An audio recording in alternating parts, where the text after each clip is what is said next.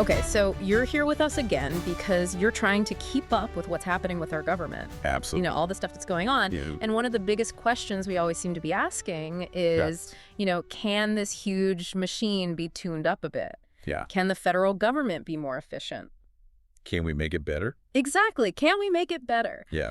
So today we're going to dive into a piece of legislation Okay. that really aims to do just that. Right. It's called the Reorganizing Government Act of 2025. Uh-huh.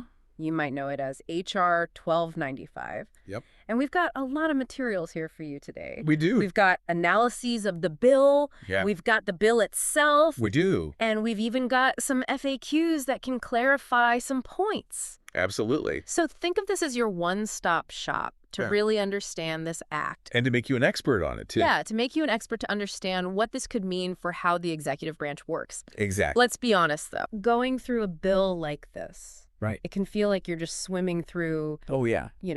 acronyms and jargon. It's a lot. It's a lot. That's right. So today we're really going to focus on the core. Yeah. We want to understand how H.R. 1295 is trying to reauthorize and really broaden the president's authority Yes. to reorganize the executive branch. Exactly. And we want you to walk away with a clear understanding of what is actually being proposed. Right. What are the good things that could come out of it? The potential benefits. Exactly. And of course, the concerns and the questions. Of course, because there are always those. Always, yeah. Yeah. So our mission is this, to understand how this act changes executive reorganization power. All right. So let's start by looking at the big picture. Okay. The main idea behind H.R. 1295 is to renew and expand the president's power to reorganize the executive branch. Okay, so it's not just like a simple renewal. No, it's not just a rubber stamp. It's more than that. Yeah, it's more than that. Okay, so what's different then? Well, the Act lays out specific goals Okay, for what these reorganizations should achieve. got it.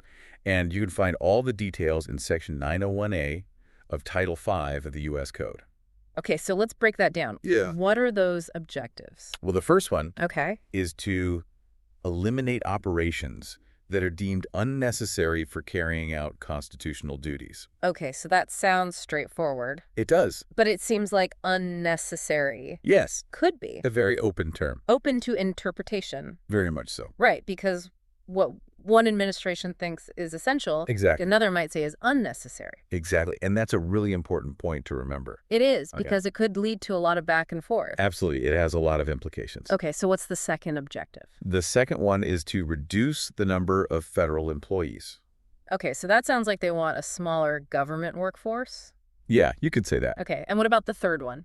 The third one's a bit longer. It wants to change rules, regulations, and other requirements to make them easier and cheaper to follow, Got it. and to get rid of any that are unnecessary or too burdensome. Okay, so basically cutting down on red tape. Exactly, making things Okay, so we've got cutting unnecessary operations, Right.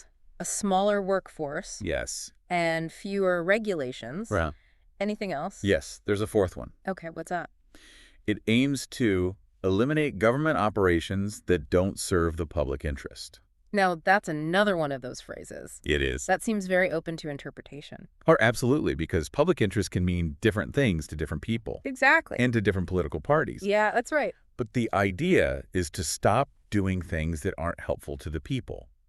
Okay, so those are the four main objectives, Those are the big ones. driving this push for more reorganization power. Yes. Now, you mentioned earlier that the definition of executive department is changing, Right. and that this is a really important part of the act. It's a key change. Can you tell us more about that? Yes. So Section 9021 of the Act gives us this new definition. Okay.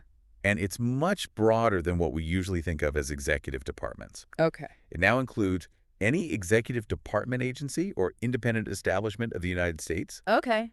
or any corporation that's entirely owned by the United States, All right. and any office or officer of the executive branch. So it's not just the usual cabinet-level departments anymore. No, it goes way beyond that. It brings in a lot more. It does. Like what specifically? Well, think about independent agencies like the FTC or NASA, Right. or even government-owned corporations like the Postal Service. Right. The post office. Exactly, or the Export-Import Bank. So all of those are now considered executive departments. Under this new definition, yes. Wow, that's a big change. It is. Are there any exceptions? Yes, actually. Oh. The Act specifically says that the GAO, Okay. and the Comptroller General Yeah. are not included. Okay. Interesting. And this isn't just like a change in wording. No, it's not. Right, this new definition actually impacts how much power the president has. Exactly. Throughout Chapter 9 of Title 5, Okay. which is all about reorganization authority, Mm. the word agencies has been replaced Okay. with this new, broader definition of executive departments. So that little change in wording Yeah. actually makes a huge difference. It does. It really expands the number and types of organizations that the president can reorganize. Wow. So this is a pretty big shift towards giving the president more control. You could say that, yes, it definitely gives them more power to reshape the executive branch. Okay, so we've talked about this new, broader definition. Right. Now let's talk about another big change in the Act, Okay. which is that it gets rid of the rule against getting rid of programs. You mean abolishing programs? Yes, abolishing programs. Yeah, that's a major change. It sounds like a huge shift in power. It is Section 903A of the Act. Specifically says that reorganization plans can now eliminate enforcement functions or statutory programs.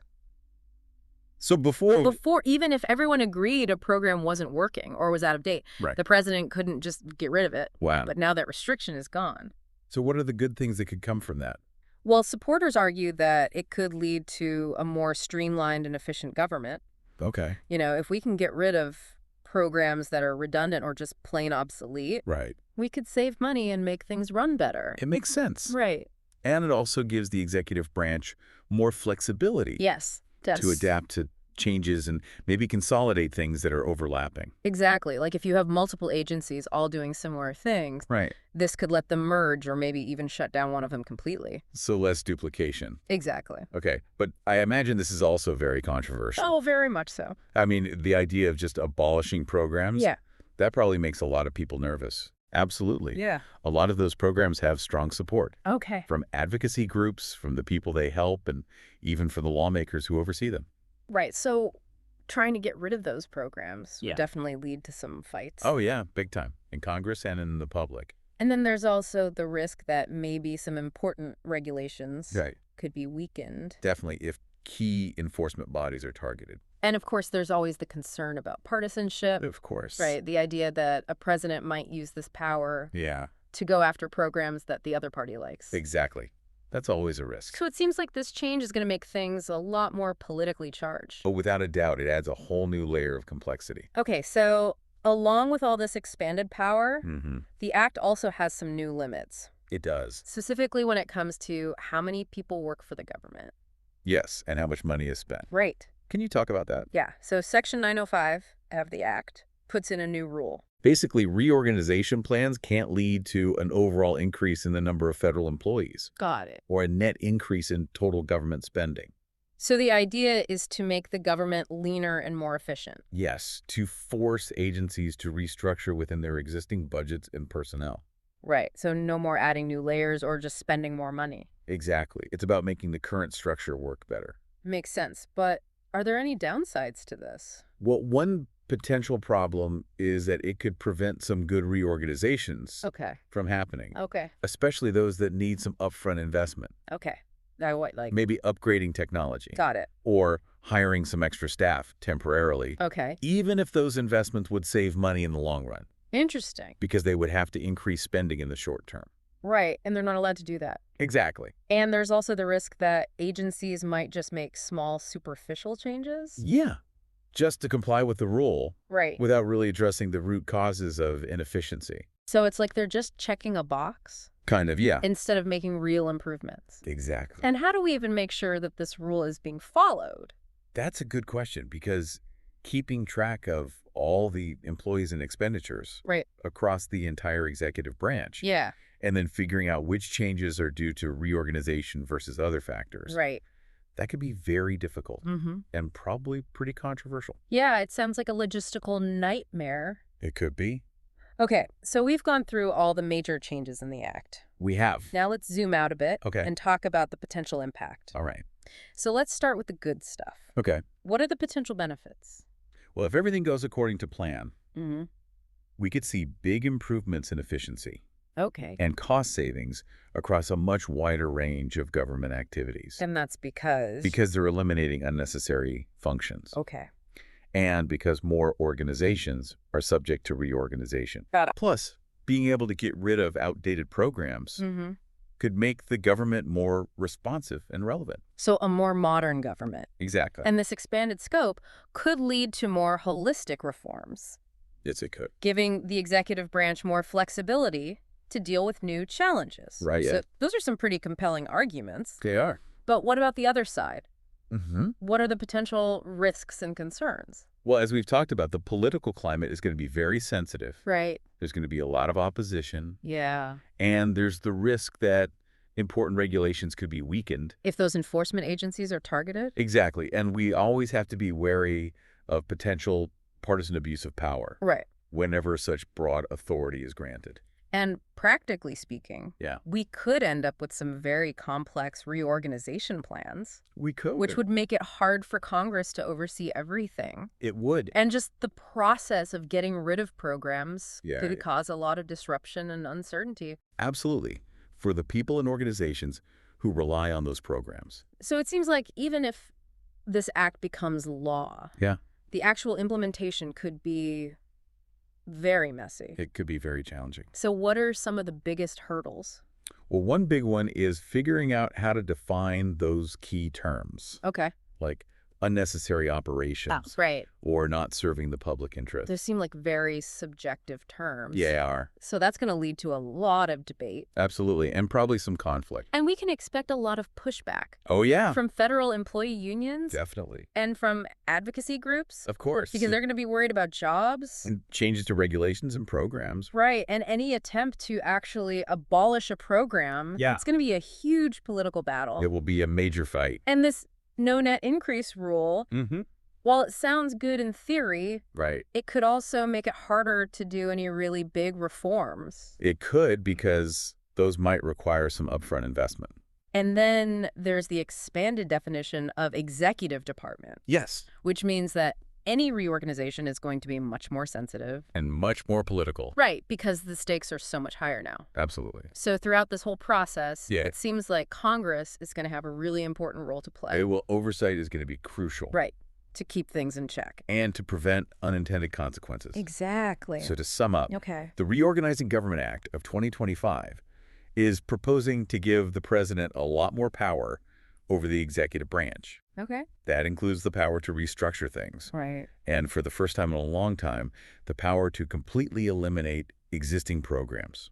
And this power now applies to a much wider range of government organizations. It does. Yeah. But at the same time, the act also puts in some new limits, Okay. like that rule about not increasing the number of employees or overall spending. Right. So it's a bit of a mixed bag. It is. With potential benefits, Yes. but also some significant risks. So for you, the listener, Yeah. the key takeaways are these. Okay. This act is trying to make some big changes Big changes. to how the executive branch works. And how it's organized. Exactly. And it could have a huge impact A huge impact. on our political system and how our government operates. It really could. We could see more efficiency, Maybe. but we're also probably going to see a lot of political battles Definitely. as these changes are debated and potentially put into action. It's going to be interesting to watch. It really makes you think It does. about what the trade-offs are Mm, when we give this much power to the president. right. Like, what standards should we use Yeah. to decide which programs are really unnecessary Right. or no longer serving the public interest? Those are tough questions. They are, and if we're giving the executive branch Yeah. these new tools, To reshape the government. right, what principles should guide them? What rules should be in place Exactly, to make sure that nothing bad happens. to prevent unintended consequences? Those are the big questions that this legislation brings up. They are the questions we all need to be thinking about. Absolutely. Yeah. So thank you for joining us Yes, thank you. for this deep dive into the Reorganizing Government Act of 2025. A fascinating piece of legislation. It is, and we hope you have a better understanding now Yeah. of this proposal and what it could mean For all of us. for all of us. Exactly. Important stuff. It is. Thanks for listening.